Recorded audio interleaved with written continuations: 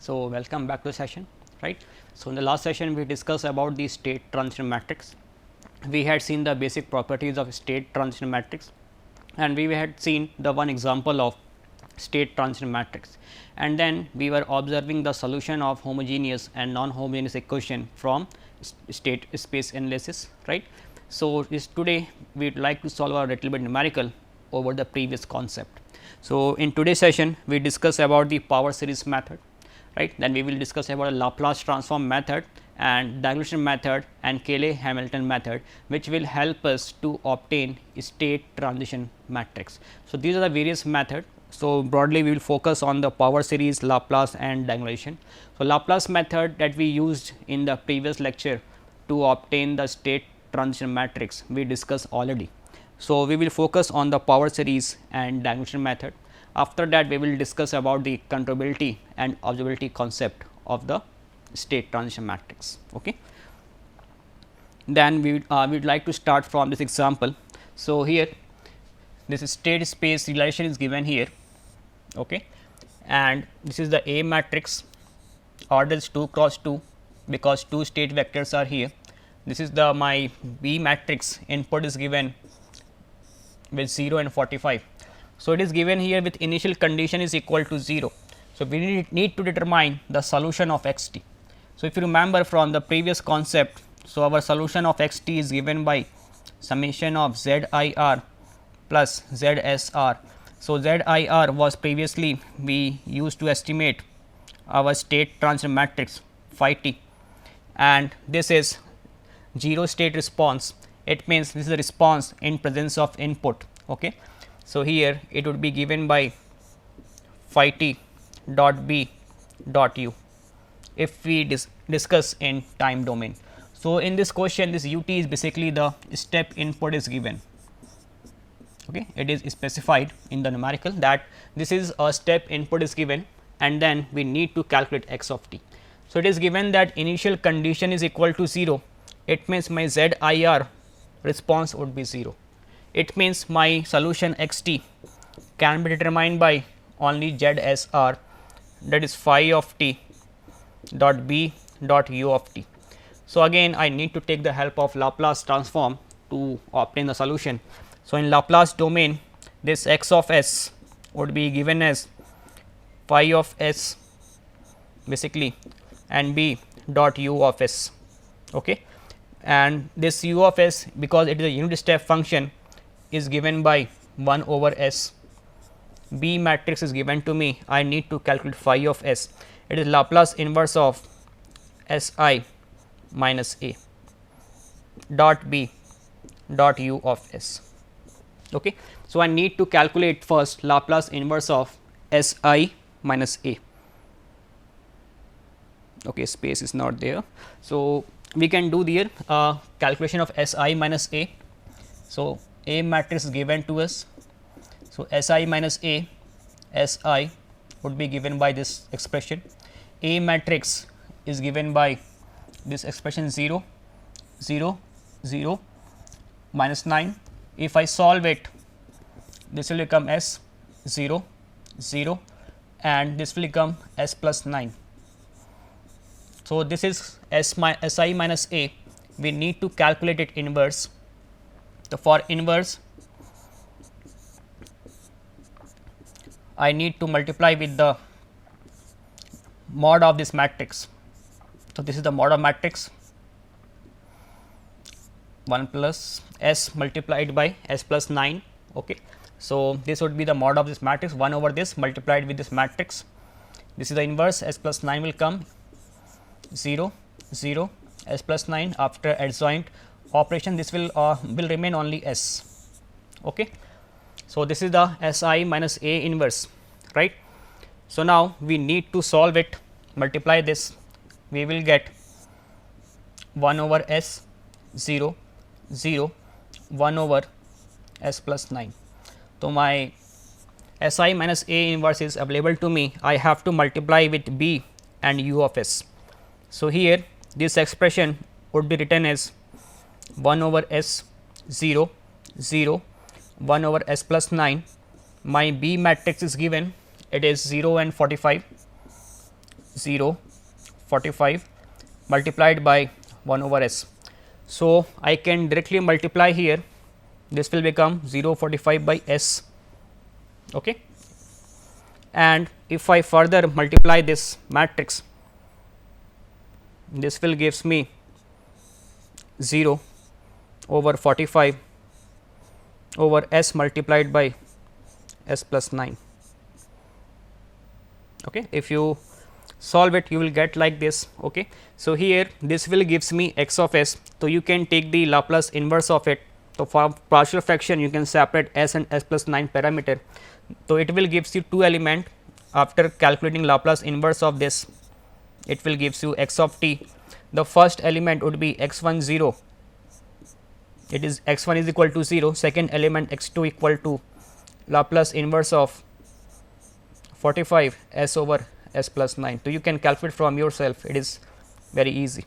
So, in this way we can calculate the x t in terms of this ZSR, right. So, this is the numerical that can ask over this topic. So, now we will see the method to obtain the state transition matrix. We had discussed already the Laplace method. Now, we will come to the power series method. So, in the power series method, we have to use this expression x dot t equal to a x of t. So, here I am assuming that my current input is 0, because for state transition matrix we are knowing that our input is only initial condition.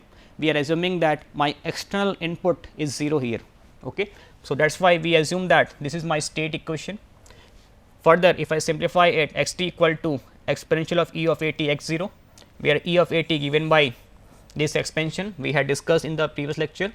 So, I am assuming that this x t is equal to this expression, okay, c 0 plus c 1 t plus c 2 t square plus c n t raised to power k.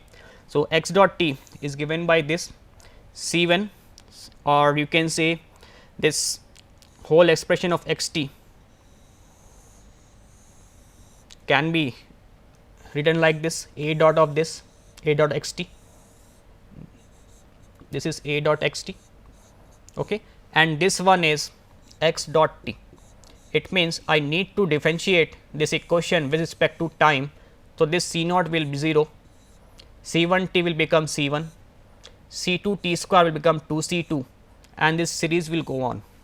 So, this is x dot t equal to, this is x dot t, it is equal to 8 times of x t. Okay. So, now we need to compare here the coefficient of t. So, we will get here for t naught, we can say because t coefficient is absent here. So, I am assuming the power of t is 0.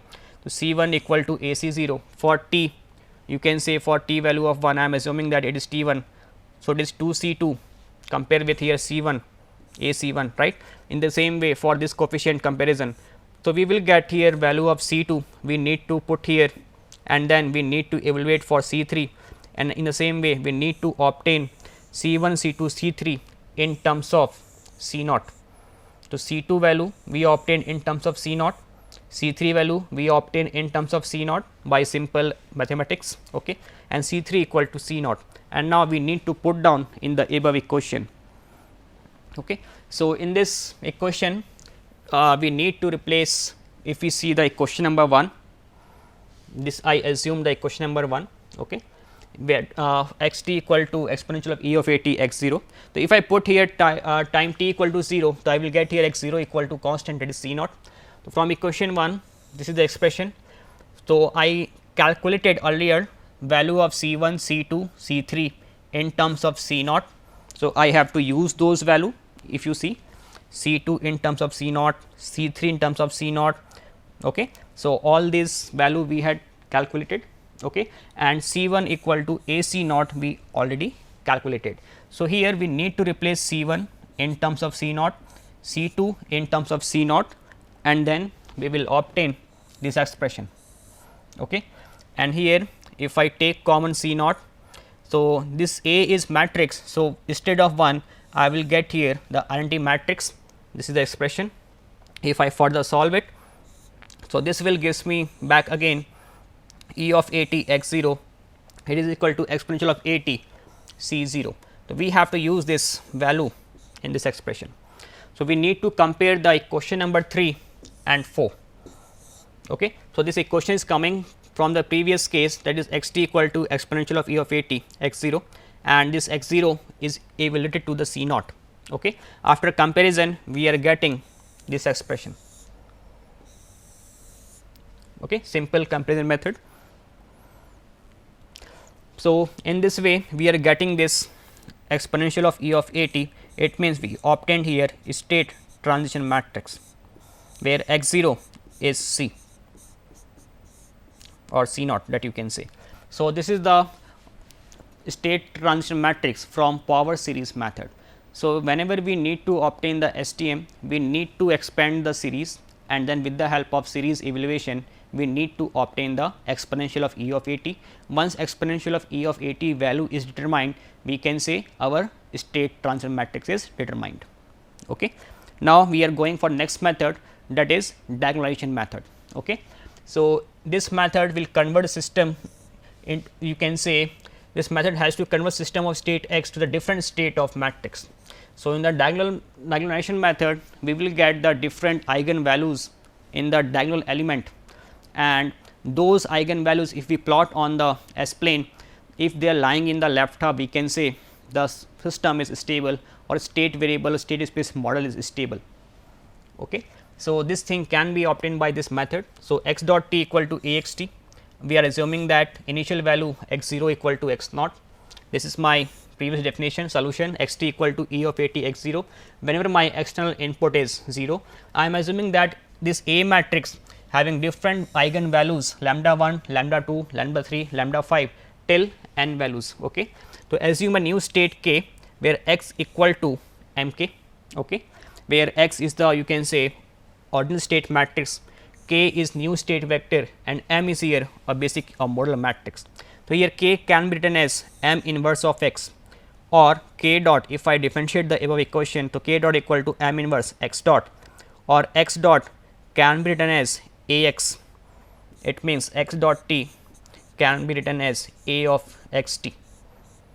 So, this thing is written here, okay, from this expression, and this m inverse a of x can further be written as a times of x equal to m k. If you remember, we had written here. So, this replacement we are doing instead of x, this will come further. If we solve it, we will get this expression. Okay. So, here m inverse a m, if you calculate, this would be a diagonal matrix where diagonal element would be the eigenvalues of the vector or state A matrix that we assume. We assumed here lambda 1, lambda 2, they are the eigenvalues of A matrix. This will be the element of m inverse A m matrix.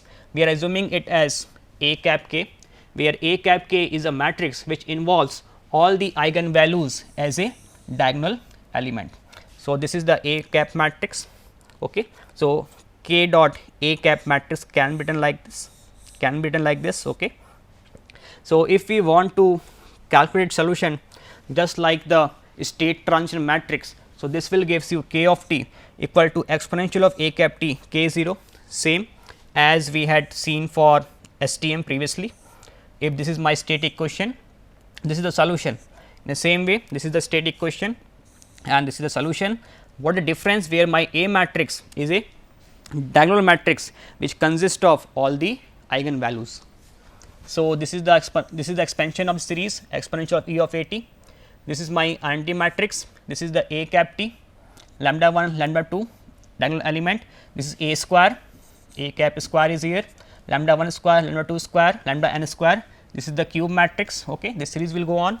If I sum this element 1 plus lambda 1 plus 1 by factorial 2 lambda 1 square plus 1 by factorial 3 lambda 1 cube, this will make a series here.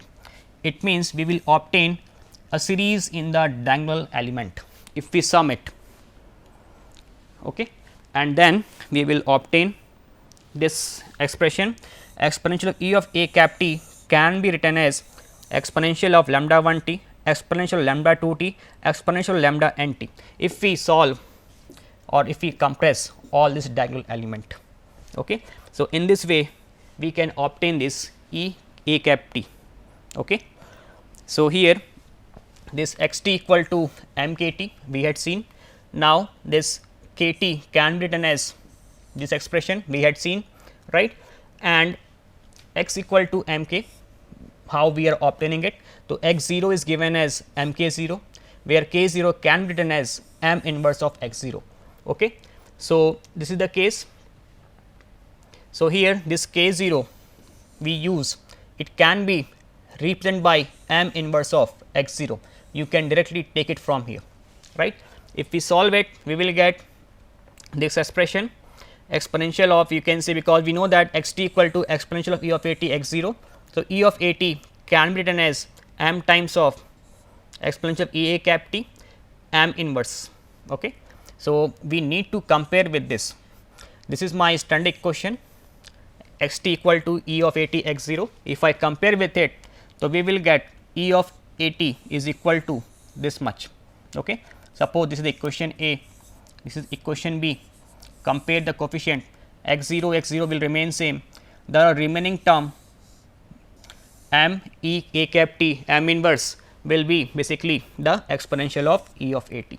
So, in this way we can obtain the e of a t. It means this is the STM given by this matrix. So, this is the diagonal method to obtain the state transition matrix, right. So, Cayley-Hamilton theorem, just I am leaving this because already we had seen Laplace method, power series method and this diagonal method. It will help you to obtain the state transition matrix. Now, we will come for the controllability. So, whenever we need to observe whether our control system is controllable or not, for that purpose we have to go for controllability, right. It means if I am providing any input, any control action to my system, whether it is completely following it or not, it can be explained by the property of controllability. Okay. So, that is why we need to determine how easily my system can be controllable on the basis of this property. So, here we are having the state system, or you can say state space variable, and it may have various state vector x 1 dot, x 2 dot or x 3, x 4. So, these state vectors are controllable or not on, or if it means if I apply certain input, then this state vector affects or not, it will explain by the controllability. So, higher the value of controllability, more stable would be my system. If controllability value would be less, then more instability will come in the system. Okay. So, here we need to do what? To check it, we need to apply a controlled input to my state space model, and then I need to see whether I am getting my final state that I desired.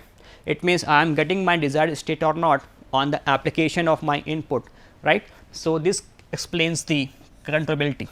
Okay. The system is said to be completely controllable if every state variable of the process can be controlled to reach a certain objective in a finite time by some unconstrained control u t. Okay. So, here SFG is given. So, you can say here this is my x 2 dot, right, this is my input u. So, input u can reach to the x 1 state vector and can reach to the, you can say, derivative of x 1 dot and x 1 state vector, but it can't reach to x 2 and x 2 dot, right. There is no path. It means my input is not going to affect my state variable x 2 dot. We can say x 2 dot is not controllable. It means if I apply input, it will not change. Okay. So, we need to define a test which is a Kalman test, which will test whether my state space variable is controllable or not. So, in that case I need to define here a matrix, that is Q. It can be obtained by B, A B, then you can say it would be A square B, and it will, this power of A will go on. So, if I calculate this matrix and if it is not 0, if I calculate the mod of this matrix or rank of matrix, if it is not equal to, if you can say mod is not equal to 0, then my system is controllable. If mod of this matrix is equal to 0, it means system is not controllable. Okay. So, this thing is that we need to calculate determinant or mod of Q matrix, it should be non-zero. If it is 0, it means this system is not controllable. So, this example is here. Here I am assuming the state vector. I can take this is the A matrix, this is the B matrix. I need to calculate B dot B and AB matrix, okay, because it is going for 2. So, that is why we will not consider the third element. So, B and AB is our instruction restriction. If we are going for third order matrix, if suppose A order is 3 cross 3, then we need to consider third element as A square B, that will make this Q matrix. So, here we are assuming order is 2 cross 2. So, we will take only 2 element, that is one is B, second is A B, we will not take here A square B. Okay. So, A B matrix given by this one. So, you can take this S, basically it is a Q depending on our observation. So, this Q matrix given by B A B, and here if I take its determinant, the value would be 0, it means the system is not controllable, right. This is the way to obtain the controllability of any system. Now, in the same way we will look for the observability. So, how my state vector changing the output, this term or this process will come under category of observation. Okay. So, the changes coming in the state variable is reflecting in the output state or not, it will be explained by the observability. Okay. So, here you can see again that my SFG is given here, you applied the input u, okay, and it is going to the x 2 dot, it is going to x 1 dot, it means my input is passing to the state variable x 1 and x 1 dot, x 1 dot and x 2 dot, it means both are controllable, but is it observable or not? You can see my output is here, the state x 1 is directly going to the output, but my state x 2 is not connected to the output. It means any change in x 2 will change the value of x 1, then it will reflect changes in the output. It means change in x 2 is not directly available at the output. It means my x 2 state vector is not observable. It means change in x 2 is not reflecting at the output. So, this will explain here observability. Okay. It means change in state vector reflecting at the output or not, it will explain by the observability. Again, to determine the observability test, we need to calculate here output matrix C matrix. So, in the previous case of controllability, we were observing the B matrix, you can see we are dealing with B matrix input matrix. Okay. For observability, we have to look for the output matrix. So, here first row or first column would be my C matrix, transpose of C matrix, second would be A transpose C matrix, then third would be A transpose square C transpose matrix. Okay. So, this series will go on depending on order of my A matrix. If my A matrix of order of 2 cross 2, I will calculate only these 2 column. If my A matrix of order of 3 cross 3, I will calculate all the 3 column. Okay. So, in this way we can calculate observability of control system of any given system. Okay. Now, we will see the quadratic equation, how we can obtain this equation. Okay. So, quadratic equation basically plays a very important role in the definition of system. You can say in defining the or study the linear system. So, whenever we study in unit 4 about unit 3 or 4 about the root locus and other properties, we have to go for the quadratic equation. So, we will see how we can obtain quadratic equation from various method. One is we can obtain from differential equation. Suppose we are getting a differential equation like this. Okay. This is the function of y t, and on RHS we are getting function of input u t. Okay. So, I need to assume it as a homogeneous equation, it means my input is absent. So, I will make u t term equal to 0. So, I will get only this term if I am assuming it as a homogeneous equation. So, I am putting this u t term equal to 0, this will be my remaining expression, and this expression will gives me the quadratic equation. Okay. Now, quadratic equation can also obtain from transfer function. If transfer function is given to you in this method or in this manner, then you need to put the denominator polynomial equal to 0, then the expression obtained, that will be the quadratic equation. Okay. And the third method is here, you can obtain it from the state equation, you have to calculate C S I minus A inverse. Okay. So, if you solve it, you will get there the quadratic equation, right. If you get the S I minus A matrix, okay, if you take the mod of S I minus A matrix, this will gives you the quadratic equation, right. So, from this, if you performing this step, you will get S I minus A. In between, you have to take the mod of S I minus A. This will gives you the quadratic equation. Okay. So, thank you for today. Remaining topic we will discuss in next lecture.